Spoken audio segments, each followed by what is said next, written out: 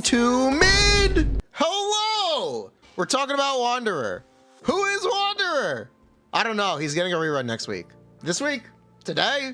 I'm not sure when this video is going up. Hopefully it's the day of the banner. He is the man with the hat. He's an attack scaling Animo normal / charged attack on field DPS. Also, they fly now. While flying, he constantly expends Kyogoroku points and absorbs elements to provide himself with small buffs. What do I mean by absorption? When Wanderer uses his elemental skill, and only when he uses his elemental skill, it is not dynamic, any element swirled by the initial cast or element inflicted onto Wanderer provides him an absorption buff. These absorption buffs are as follows. Hydro, plus 20 Kyogoroku points. Pyro, plus 30% attack. Cryo, plus 20% crit rate. Electro gives him an energy refund. TLDR, play Pyro with him. He can possess 2 of these buffs at any single time. The most common combination is Pyro plus Hydro. When Wanderer is in flight, his stamina bar gets replaced with Kyogoroku points. Kyogoroku points are constantly drained, and they're drained faster when he dashes. Except he has his Ascension passive, which gives him free dashes every couple normal attacks. This dash passive can and should be used defensively. Before I start giving any more information about Wanderer, we have to talk about the elephant in the room. As an Animo DPS, Wanderer is incredibly dependent on Faruzan for his damage. If your Faruzan is not C6, I am not telling you Wanderer is unplayable in Spiral Abyss. I am telling you he is still incredible in overworld exploration content, and I recommend you keep him there. Should you build ER? With C2? Yeah, build like 130. It's pretty nice. Without, he doesn't really need ER. Just burst whenever it's available. You should use it when it is available. Using his burst will always put him on the ground, so always burst before or after his elemental skill. His talent priority is very simple. NA 10, then his E skill, then his burst. The reason I mentioned NA 10 is because it is optimal or more damage to crown his elemental skill before you take his elemental skill even to 7. 10-6 is better than 9-8. That being said, if you play Wanderer, I would strongly recommend at least 9-10-6, if not 10-9-9 or 10-10-10. Weapon options. Cash, Flow, Supervision. This is the Farina only weapon. If you play Farina, this is technically Wanderer's best in slot weapon. It gives you the same normal attack as his normal best in slot 5-star weapon, Tuliatila's Remembrance, but it also buffs charge attacks and gives him 20 attack percent. Worth mentioning, because you play Farina, this is a crit rate weapon. You will have difficulties taking advantage of 4-piece Mirchisai Hunter. Don't try to force it. It's okay to not be on 4-piece Mirchisai Hunter with Farina. Tuliatila's Remembrance is his other best in slot 5-star weapon. This is the one that's always good and doesn't depend on a very specific teammate. Don't charge attack with this weapon. It only gives normal attack damage percent. The average normal attack damage buff from this weapon is 43%. It's just solid. N2 dash, N3D, or N3, simple, straightforward, easy to play. Let's talk about his real best in slot though. If you don't have a C6 Faruzan, let me sell you on Lost Prayer to Sacred Winds. This is his best in slot weapon in the overworld, gives you 10% movement speed. It makes him go fast. This affects his flight speed, by the way. Worse than Widsith over single rotations, but doesn't have any RNG and gives consistent damage across every rotation, unlike the Widsith. Will Smith is good 2 out of 3 times every other rotation. I would not be recommending this weapon if it wasn't good, but Wanderer only has 2 4-star weapon options. It's this and the one we'll talk about next. The damage percent buff at R5 outperforms any R1 5-star weapon over 1 rotation. Don't be afraid to call for help if you have a gambling addiction. This is important, it will come back later. Wanderer's only other 4-star weapon option is Flowing Purity. This is the Fontaine craftable weapon. It's just a solid weapon with no strings attached.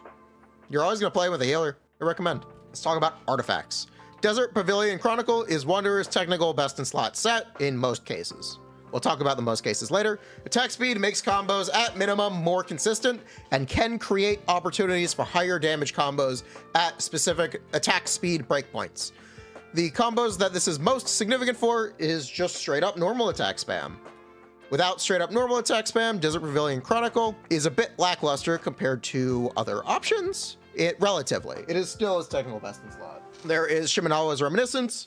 This is similar to DPC. It actually gives higher damage across his uptime, 100%. It is higher damage on single hit instances.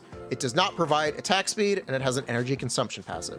The energy consumption passive might be a big deal for some people, or it might not be. Worth mentioning, I personally have C2 on Wanderer, and I run Shimenawa's. I've never had a problem with it, but it might not be for you. It is available in the Strongbox. Worth mentioning, Desert Pavilion Chronicle will be entering the Strongbox as of version 5.0. If you are a Wanderer main and you want to use Desert Pavilion Chronicle, now's the time to start saving, because 5.0 is not that far away. Merch to Say Hunter is the I Play Farina set. It's better than any other set if you play Farina. Normal attack damage bonus, 36 crit rate, really nice. Echoes of an Offering is the C6 set. This is the set that you should use on C6 Wanderer if you have less than 50 ping. To get less than 50 ping, I recommend moving to one of these locations.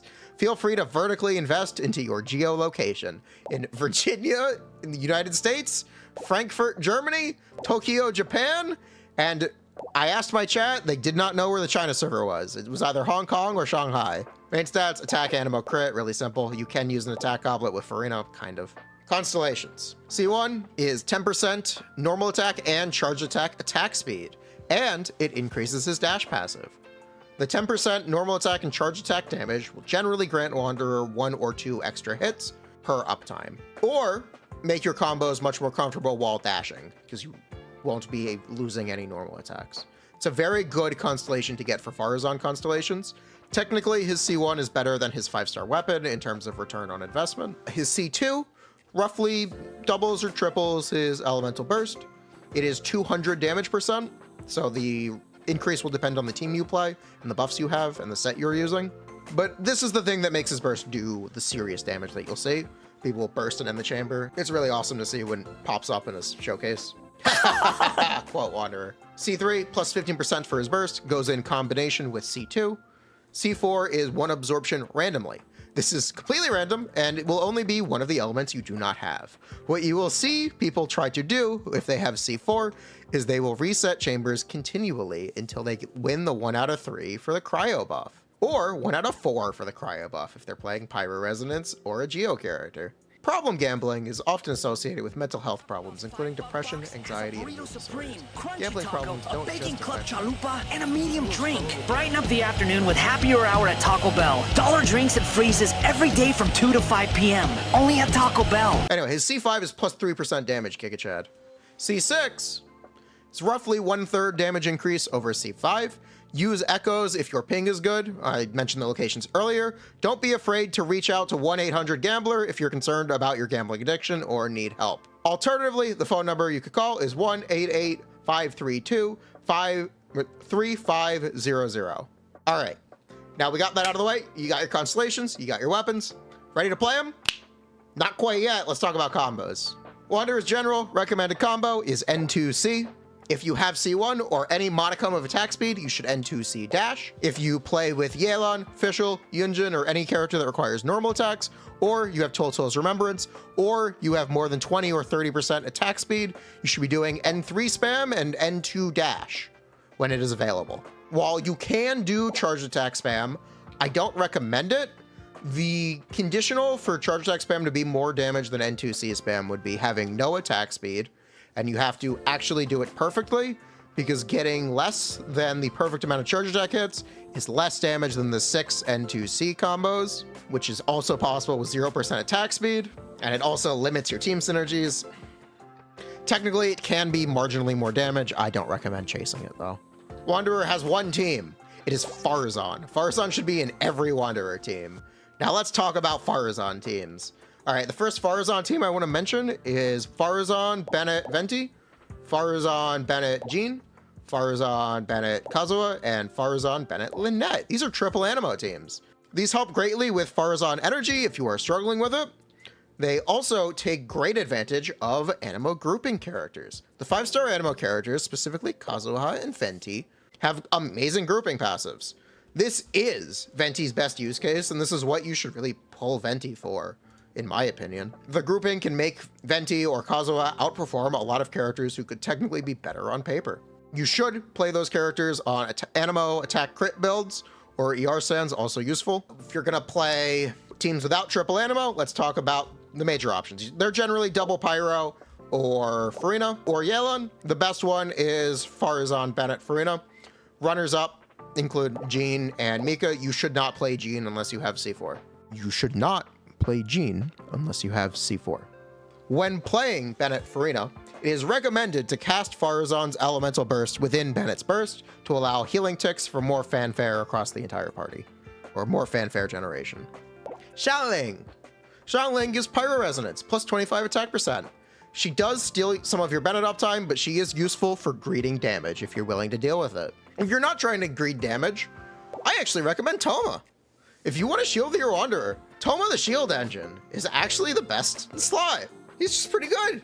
Pyro Resonance, plus 25 attack percent, C6, 15 normal attack, charge attack damage. Damn! And he does a modicum of damage. He technically does more damage than Zhongli. He generates pyro particles for Bennett. It's really nice. I recommend him.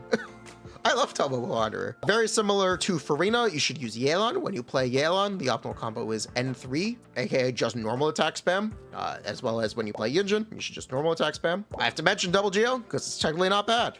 Now, let's talk about Wanderer. Wanderer, believe it or not, is not as bad as people think. I was not aware that people had such a negative opinion about Wanderer until I had conversations on stream with my chat. Wanderer's pretty chill. His teams are very limited. His synergies are very limited. He has a lot of set options though. I think the major thing working against Wanderer is a dependency on Faruzan C6.